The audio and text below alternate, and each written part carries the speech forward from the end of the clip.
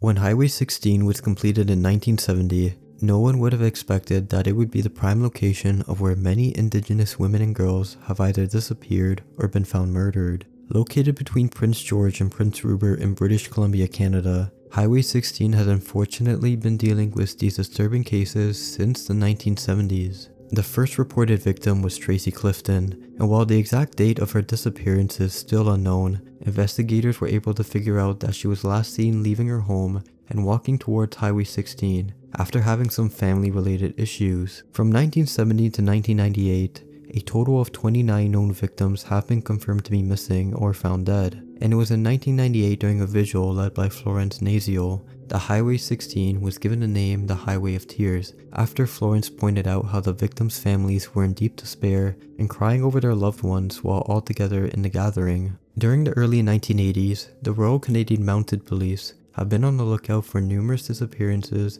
and killings around the area of Highway 16. Conferences involving them and other members of the community came together to discuss similarities regarding these cases. Evidence involving poverty, drug abuse, domestic violence, and disruption of family through the foster care system and Canadian Indian residential school system were all linked in some way regarding the victims. Not only that, but after careful examination, reports of suspicious vehicles and the names of persons of interest were commonly thrown out. And so finally, in 2005, the RCMP launched a project known as EPANA, which put an emphasis on the murders and disappearances of all known victims. With all of this in mind, investigators were trying to figure out if one or multiple killers were all involved in these cases. When reviewing these cases, Project EPANA followed 3 parts of criteria.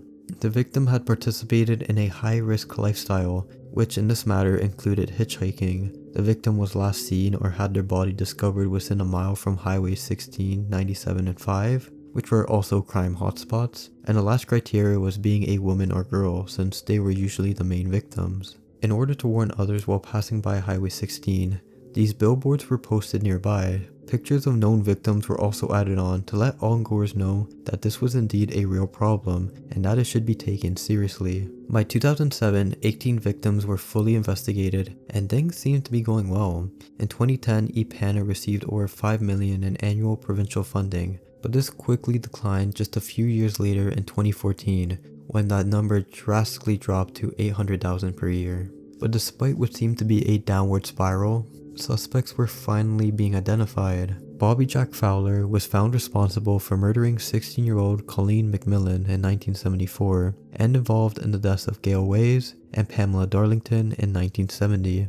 In 2014, Gary Taylor Hanlon was charged for the death of 12-year-old Monica Jack in 1978 and was rightfully sentenced to life in prison. Since these major discoveries, there have been many long-awaited implementations added to prevent suspecting individuals from being targeted. In June 2017, the British Columbia Transit Service added 3 new bus routes along Highway 16 after being requested for almost a decade at this point. In 2023, the original signs I showed you guys earlier were later changed to this as a way to emphasize strength, hope, and the resilience of the indigenous community. And as of recently, actually, in late December 2024, 11 cell phone towers are now active and provide continuous coverage along the entire Highway 16 corridor. The Albert Bridge is a road bridge that was designed and built by Roland Mason Ordish, using his Ordish-Lefevre system. Essentially, a central parabolic cable supports the middle of the bridge, while a series of inclined stays takes the remainder of the load. It also had cylinder foundations supporting the iron towers. Now everything seemed alright, but let's just say that during the construction phase, things didn't necessarily go as planned. In the early phase, the contractors noticed that the original wire cables were starting to rust. This was because Roland decided not to wrap the cable strands like a typical suspension bridge, but instead clipped them at intervals, which in turn allowed moisture to enter and therefore rust the cables. And shortly after this happened, steel link chains were added. As time went on, new design elements such as replacement of the bridge deck, adding 2 concrete piers, and adjusting the max flow limit were implemented to ensure that the bridge was in good shape. It was heavily monitored because at the time, there were a number of similar bridges being built that had collapsed. the most notable being the Broughton Suspension Bridge, which led to 74 British soldiers falling while the bridge collapsed. After carefully reviewing what had just happened, it was determined that one of the ground anchors had one single bolt instead of two, which was a major design flaw. On top of this, the topic of mechanical resonance was a major factor as well. To explain it in simple terms, if any force is applied to an object that matches its natural frequency, it will amplify its vibration. In this case, bridges are no strangers to dealing with this, and so those working on the upper bridge took this into consideration. It was noted that when traffic and troops were marching across the bridge, they felt it shaking and were worried that it was going to collapse. The outer bridge was later given the name the Trembling Lady because of this. To prevent a similar disaster to the Broughton Suspension Bridge, local authorities installed these notices on each end of the bridge that states that all troops must break step when marching over this bridge. To this day, the bridge is still being refurbished and strengthened. The notices are also still around and are considered to be a symbol of history surrounding the bridge. This sign is commonly seen around the US on roads near prisons and sends a clear message to just be wary of hitchhikers because you never know who the person asking for a lift really is. I mean, people tend to be like suspicious of hitchhikers in general, as people really don't want complete strangers in their car, and so having these signs was, just something common, especially in the areas where the signs were located. And not only were there physical sign warnings, but there will also be news stories letting those in the area know that there's an inmate on the loose. There's been cases of inmates escaping from prison and then trying to hitch a ride, but the majority of the time these plans just completely backfire. An example of this was in December 2018, when 31-year-old Alan Lewis managed to escape while being transported from Greenup County Detention Center in Kentucky to another county. While being taken away, Alan complained that his handcuffs were hurting, and so the officer decided to pull off to the side to fix them. As soon as one of the cuffs were released, Alan ran off to a nearby highway and desperately tried to get a ride. But his luck turned, as the person who stopped to pick him up was actually a campus police officer at Morehead State University, who happened to see the dangling handcuff on Alan. While the sign could definitely benefit ongoing traffic, letting them know that, hey, there's potential dangers of hitchhikers being criminals, there was actually a news story in Jackson County, Michigan that said otherwise. In May 2009, the warning signs were taken down on Jackson Area Highway due to giving drivers the wrong impressions about the area. Jackson County Sheriff Dan Haynes, who campaigned to having the signs taken down, explained that they have outlived their usefulness and that it's not a good way to attract people to the community. As it turned out, the signs were first implemented in the 1980s due to an increase in escapes. Inmates managed to escape so easily due to working in unfenced fields, which, just allowed them to leave whenever they wanted to. Michigan's Department of Corrections later added on that there were 1 or 2 escapes just a year prior, compared to nearly 500 per year around 20 years ago. And so, as I stated, they just got rid of the signs. But to be fair, this was back in 2009, so I'm not quite sure if they, re-added them back. But yeah, this has definitely caused controversy, and you guys are more than welcome to let me know what you guys think about this. Located in the Chassahowitzka Wildlife Management Area, Eagle's Nest Sinkhole can be found. From the surface, it looks like a regular old pond. However, beneath it lies a 315-foot deep cave system, making it a popular site for divers to venture through. But they don't just let anyone access the sinkholes. There have been many tragic fatalities and incidents involving divers, and so today people who wish to access it must have proper cave diving certifications and follow a registration system. Those eligible and brave enough to follow through will eventually come face to face with a disturbing sign that reads, "Stop, prevent your deaths. Go no farther," followed by a few facts such as 300 divers have died beyond this point, and that without proper cave training and equipment, you probably won't make it out alive, ending off by stating that there's nothing in the cave worth dying for, and to not go beyond this point. Numerous YouTube videos have been posted of those reaching the sign, and it goes to show how unnerving deep water exploration can be.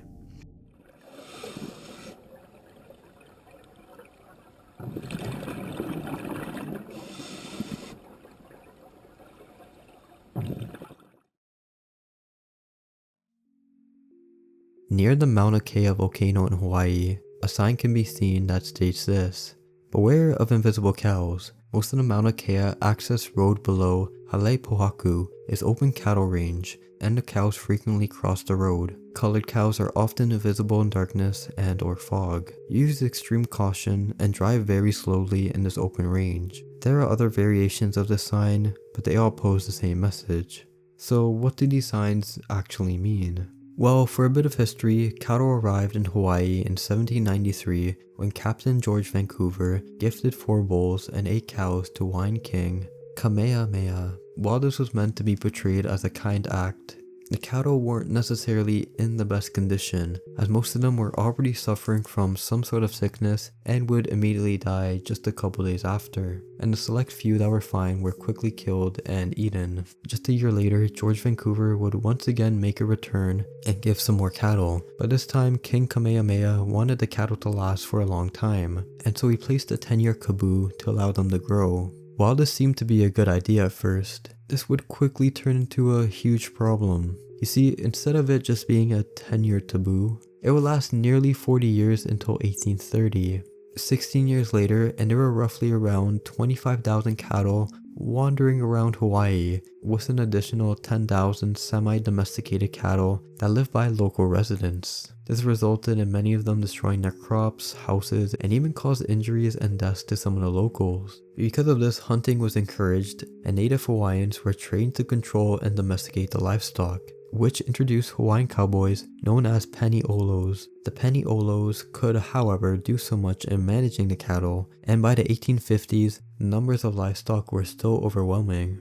As of today, the Department of Land and Natural Resources, alongside the Division of Forestry and Wildlife, has devoted their time in feral cattle eradication. Cows still frequently wander around the area, and it's quite common for ongoers to hit the cows, which goes back to the sign warning those of invisible cows. In the Appalachian and Blue Ridge areas, there are many of these signs that say quiet sickness. Those driving by are warned not to be loud in the area, as some people nearby are sleeping during the nighttime or even during the daytime. To give you a better understanding on why drivers would be warned about this, we have to look at the history surrounding the Appalachian and Blue Ridge areas, specifically the type of jobs people were working at. Working in factories, mills, and mines wasn't the greatest of times, especially when proper working conditions weren't enforced. Unfortunately, many impoverished individuals living in these areas had no other choice to work in these poor conditions just to make ends meet. Some of these typical workdays included being shut in brick cotton factories for hours and hours on end with no windows, and due to the poor circulation, workers would breathe in all the harmful chemicals on a daily basis. Sadly, a majority of these workers came into contact with an occupational lung disease known as bisonosis, or brown lung disease, which was caused by inhalation of dust, hemp, flax, and cotton processing in an improper working environment. Pneumoconiosis was another common disease that negatively affected individuals. On top of this, when workers went back home to rest, a majority of them had homes with no air conditioning. Combining that with the hot weather and, just them finishing that who knows how long of a shift, you can only imagine how these people felt. Something that should be mentioned is that one of the side effects of pneumoconiosis is difficulty breathing when lying down. This is because the disease causes scarring around the tissues that surround your lungs, air sacs, and passages. With all of this in mind, the families of the victims would put recliners on their front porches so that they could get some rest. Now you might be wondering why these signs are still up to this day, and it's quite sad to say, but in reality, there are still a hopeless group of people who have to do these jobs. Given the title of the most dangerous tree in the world, the Manchineel Tree is native to coastal areas in South Florida, as well as North and South America, Central America, and the Caribbean. Despite having a unique and appealing look to it, many warning signs are posted near the tree to educate those on its true dangers. There are many variations of the sign, but they all express the same message of to not make any contact or stand under the tree when it's raining. Every part of the Manchineel Tree is toxic. It has white sap containing skin irritants, and even touching the bark and leaves can cause extreme issues. As mentioned, people are advised to not shelter under the tree when it's raining because even a small drop of rain with a sap in it can land on someone and cause their skin to blister. The apples grown on trees can even be potentially lethal and cause burn-like blisters in the mouth and esophagus if ingested. Due to how dangerous the apples can be, it has been given the nickname Manzana de la Muerte by Spanish local residents, which just translates to apple of death. Thankfully, in modern days, there have been no deaths relating to the Manchineel Tree due to the constant warnings surrounding it. Before ending off, I want to thank Favor404, the Starship Garage, and Riley Robin 2 for their suggestions. I don't know if any of you guys are watching, but if you are, that'd be pretty cool. As always, I hope you guys are doing well and taking care of yourselves. I just gotta say, because I gotta keep reminding you guys, but it's always a blessing to just see the super nice comments you guys leave, and it's good to know that a whole bunch of you are still supporting me, and a ton of you have left comments recently that you've been watching me for like years and are still showing support. And even to those who comment, or sorry, no, even to those that are first commenters, I've been getting that a lot. A lot of you are like, yeah, I've been watching you for a while, but this is my first time commenting and I'm always grateful for your videos. They just give off such a special feeling, and you know, that doesn't mean they're better than the other comments. I appreciate every single comment from you guys, but I don't know, those ones in particular, it's just nice to see. But yeah, as always, thank you guys for watching, and I hope you watching have a great rest of your day. But before you leave, don't leave yet, I have to tell you guys something really important. I just want to let you know that I truly mean that. I truly hope, wait for it, you, yes you, the person I'm pointing to at right now, I just want to let you know that I truly mean that, and I truly hope you do have a great rest of your day. Alright, I'm gonna go now, but as always, thank you guys for being here, and I'll see you guys real soon. Goodbye for now.